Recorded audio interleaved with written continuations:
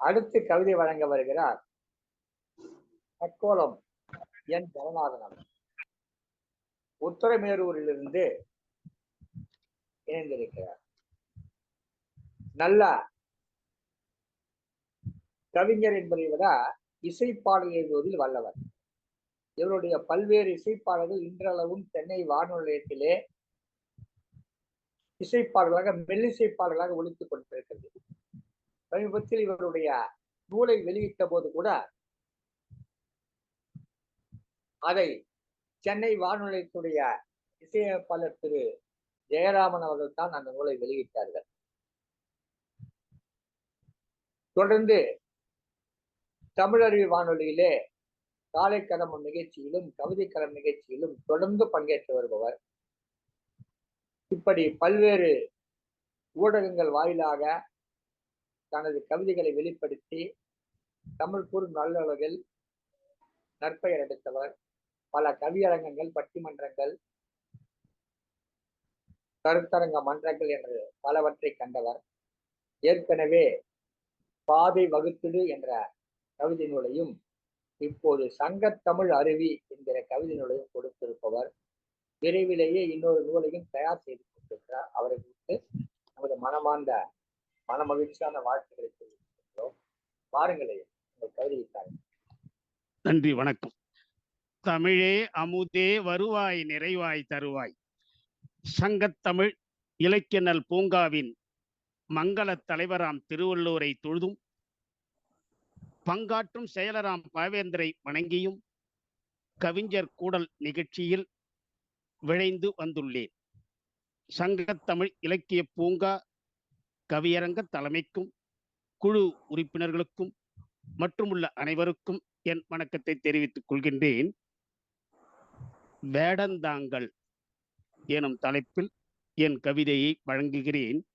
தக்கோலம் என் ஜெகநாதன், உத்திரமேரூர். வேடந்தாங்கள்.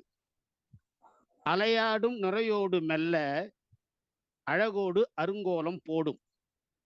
மலைத்தேன் நான் மலைத்தேன் உண்டார் போல். மலைத்தேன் நான் மலைத்தேன் உண்டார் போல்.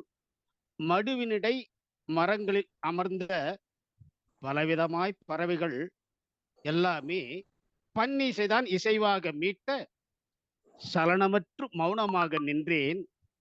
சங்கீத சுரங்கள் தாம் கேட்டேன். விழா நாயகனாய் பறவை ஒன்று விழா நாயகனாய் பறவை ஒன்று கயலொன்றை வீசியது மேலே. அது விழா முன்னே கீழேதான் கவ்வி பிடித்ததுதான் அப்பறவை நன்கு. பல வண்ண பறவைகள் பறந்து பறந்து வட்டமிட்டதுவாம் பாங்காய். சில பறவை சிங்காரமாக சிறகை அசைத்து நடந்ததம்மா. கூடியிருந்தால் கோடி நன்மை என்பீர், கூடியிராமல் தன்னலமாய் உள்ளீர். கூடியிருந்தால் கோடி நன்மை என்பீர், கூடியிராமல் தன்னலமாய் உள்ளீர். ஆடி ஆடி அலைந்தே இருப்பீர், ஆட்டத்தோடு ஓட்டமந்தான் கொள்வீர். நாடி நாடி சென்ற அமைதியின்றி திரிவீர்தாம் நலந்தானே இன்றி. கூடி வாழும் பறவைகள் சொல்லாமல் சொல்லிட்ட ஒற்றுமையை கண்டேன். ஓடந்தான் நீர் உள்ள மட்டும், ஓட்டந்தான் உயிர் உள்ள மட்டும். ஓடந்தான் நீர் உள்ள மட்டும், ஓட்டந்தான் உயிர் உள்ள மட்டும்.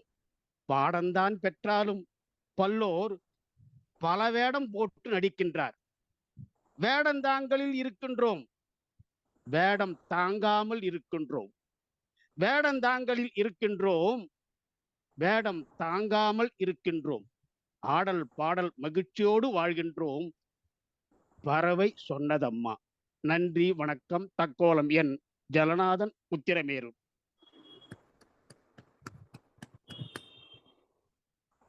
பறவை ஒன்றுதான் இப்பொழுது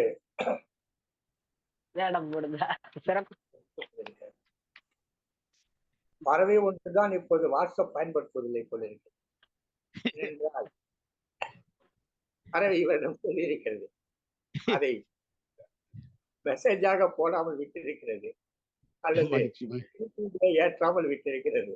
பரவாயில்லையே ஐயா, மிகச் சிறப்பான விழா நாயகனாய் விழாமலே, இந்த சொற்றொடர் நல்லா இருந்தது. வேடம் தாங்காமல், வேடம் தாங்கலில் இருந்தாலும் வேடம் தாங்காமல் இருக்கிறது வரிகள். பறவையே தன்னுடைய நிலைகளை பற்றி எடுத்துக் கூறுவது போல ஒரு கவிதை மிகச் சிறப்பாக அமைந்திருந்தது. இவர் ஊருக்கு மிகவும் அருகிலே தான் வேடந்தாங்கல் இருக்கிறது.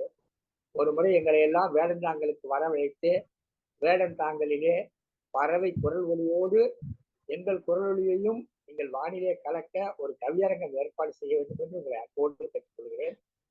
நிச்சயமாக வாருங்கள், சிறப்பு. நன்றி, நன்றி, மகிழ்ச்சி, நன்றி.